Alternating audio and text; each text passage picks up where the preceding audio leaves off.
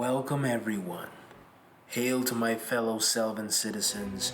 I am I.D.G. Curry, and I would like to present to you the official Shogun of the Heavens YouTube channel, where we will be walking the path in each chapter of Book 1, Fall of Immortals. Narrating this thrilling, action-packed, and dramatic fantasy will be yours truly, I.D.G. Curry, aka, for these sample readings, the Prophet of Pagulane. Now, without further ado, enter with me as we plummet to Gaia and into Book 1, Fall of Immortals. Prophet, proceed.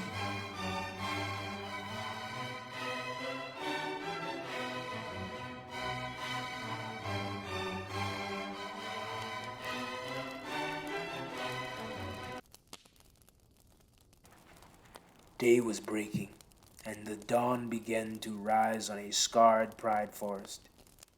Its soil has been decimated, the blood of its people has stained it, and its branches are burning from battles waged. As Zaldan's saber fell towards Damuk's neck, so did the morale of each acolyte, bracing themselves for the noble end of a respected soldier and commander who fought to his limits. Damuk was barely conscious, gazing up at the morning sky across one of the sections of Pride Forest that went untouched during the violence of the previous night. The golden sun was halfway over the horizon, illuminating the tree line as the angelic stars disappeared with the night sky.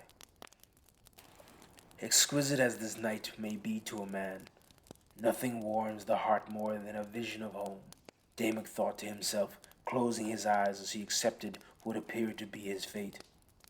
Zaldan aimed for a clean cut beneath the chin, not noticing the rapidly approaching heat from the east, intensifying like a rising sun. Red flames intercepted his decapitating slash, and scorching steel and crimson gauntlets appeared from the inferno as it dissipated. Chaos will not overcome order this day. I will not allow it, declared Xemnas, the flame of virtue, as he raised the grinding twins away from Damuk's neck. The acolytes were in disbelief and awe, watching as this unknown knight, wearing Zamir's armor, suddenly came to their aid. Zaldan leaped away across the field, creating distance between him and this unexpected interloper in order to buy time and recover his stamina. You caught up faster than I had expected. Is there nothing else you would rather be doing? Zaldan said, hoping to provoke a long-winded response. He knew that, currently, he was in no condition to combat Xemnas alone. Until I end you, time will cease to move for me, and I will be cursed to walk this existence with you, Xemnas replied, his voice muffled from beneath his crimson helm. Did you see that? Asked the Khan. He made Zaldan back away from Damuk. Whoever this warrior is, Zaldan views him as a threat. Mansa and the others looked on as Xemnas slowly approached Zaldan, forcing him to either fight or flee from the challenge. Mansa, it seems the two of them are familiar with one another, noted Nefertari. There are too many questions we do not know the answer to. Zaldan could feel the anxiety mounting in his neck. His mind storms, contemplating a scheme to distract Xemnas. Have you also found our significant other half? It seems to me that... Zaldan began to ask as he was interrupted. Enough! Enough of your words, Zaldan, bellowed Xemnas. When we first came to be, you didn't have much to say. All this talking leads me to believe that you're stalling. And if you're stalling, that leads me to believe that you're a lot weaker than our last encounter. Zaldan's smirk faded from his face as all other options were taken from him. You presume... Before he could finish his statement, a massive ball of fire struck Zaldan like a cannonball. He raised his sword to defend himself from the incinerating heat as it singed the ground in its path towards Zaldin. From the core of the sphere of Inferno, Xemnas pressed Zaldin in a brutal melee, delivering powerful hooks to Zaldin's jaw and sending him flying through 2 trees. The embers dispersed as Xemnas stood in the clearing, his back to the morning sun, waiting on Zaldin to rise from beneath the falling bark. Thrusting his sword into the ground beside him, Zaldin leaned on his saber and rose to his feet, bruised on the left side of his jaw and in his ego. The circumstances were no longer in his favor. He was fully aware that even if he was rejuvenated, there remained a gap in power between him and Xemnas. Though unaware, Xemnas was currently twice as powerful as Zaldin. Not that he would care. His only concern was erasing Zaldin from existence, despite whatever odds. The fury of a sun burned in Xemnas' eyes from behind his visor. His stare was as scorching as an exploding star.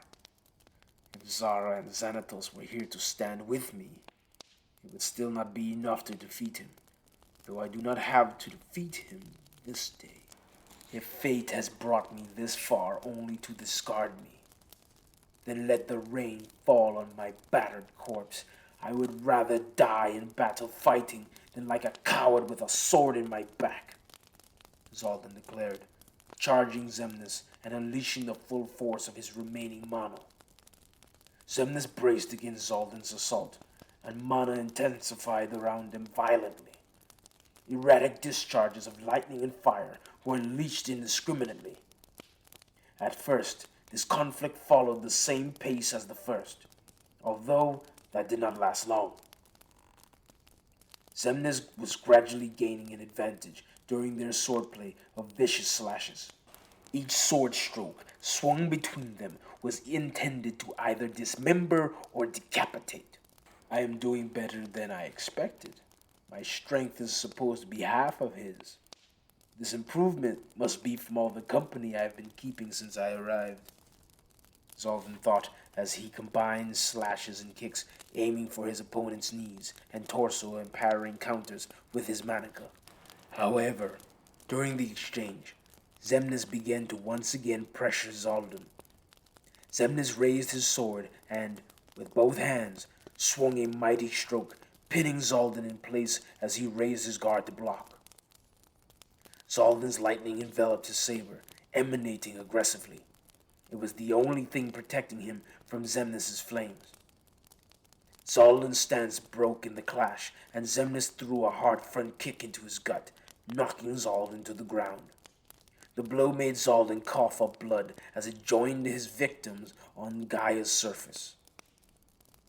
The Acolytes of Dawn were stupefied as they were bearing witness to the clash of elements. Amina and Zoraya were successful in healing their comrades. "What has happened, and why does my head ache?" asked Ilum as he regained consciousness. Could this possibly be Zamir? His cape is missing, and his armor is slightly different, though the way he fights mirrors Zamir, uttered Squasi. Tahark and Idris ran over swiftly towards Demuk, avoiding the random discharges of energy from the melee, and were amazed at the prowess of their unknown ally. They reached Demuk, who, even though his breath was faint, still showed signs of life. Tahark and Idris lifted Demuk onto their shoulders and then carried him to the safety of Mansa's barrier. A shockwave staggered them all, erupting as Xemnas lanced blow after blow as he repeatedly struck Zaldin's high guard until he was brought to one knee, then followed up with a punch to Zaldin's torso. Another punch landed, and another shockwave followed, shattering the remainder of Mansa's barrier. "This is disgraceful," Mansa says in frustration. "Fortunately for us, we may not be needing it either way," Nefertari replied as she landed on his shoulder. "Our new friend appears to be concluding the reunion for us." Zaldin braced himself upon his sword, bruises on his face, cuts on his cheek, and a long bloody line falling from his lips. This end was always inevitable, brother, Xemnas said as he came closer to Zaldan. His feet scorched prints into the soil as he approached. I was created to stand in your path, to champion virtue and order. It is my obligation to destroy you before you can unleash your chaos upon this realm. Zaldan tried desperately to catch his breath, exhausted and with Xemnas standing in front of him, ready to end him. Though you don't deserve it. Any final words? Zaldan panted, smiled, and then looked up at Xemnas, noticing a familiar face position themselves behind Xemnas in the brush. I am grateful for the opportunity. Xemnas folded his arms with confusion. What's that? He asked. I have had the opportunity to be free, to fight how I desire against whom I desire, with no one presuming themselves my master, Zaldan answered. The opportunity to prepare, however, is the one I'm appreciating most right now. I knew I was not strong enough to kill you yet, brother.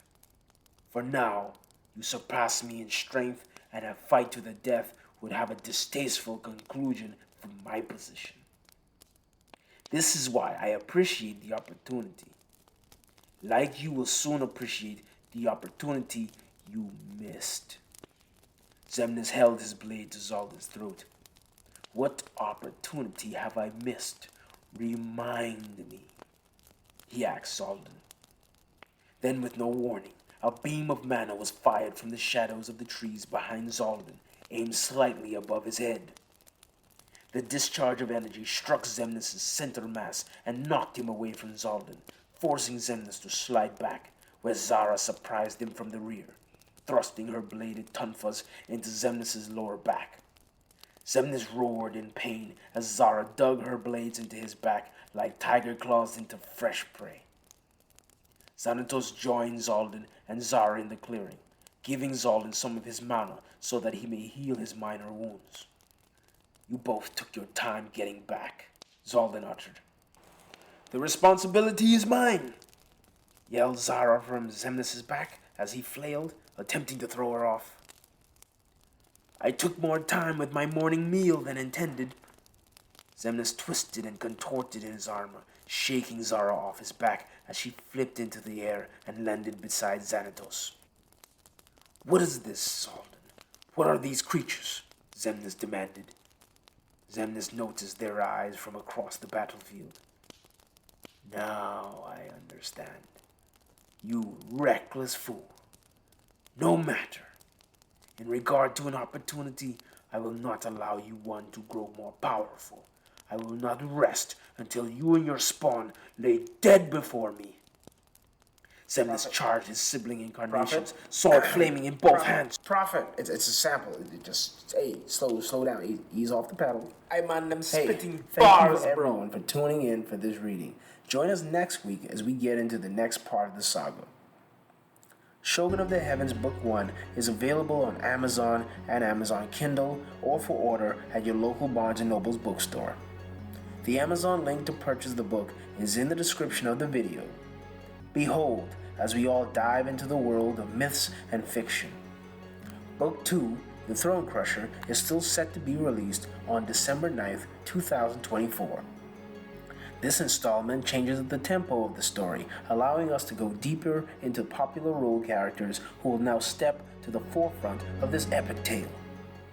On this channel, we will be providing you a series of samples read from the Shogun of the Heavens book series and complemented by visuals from the story as envisioned by the author.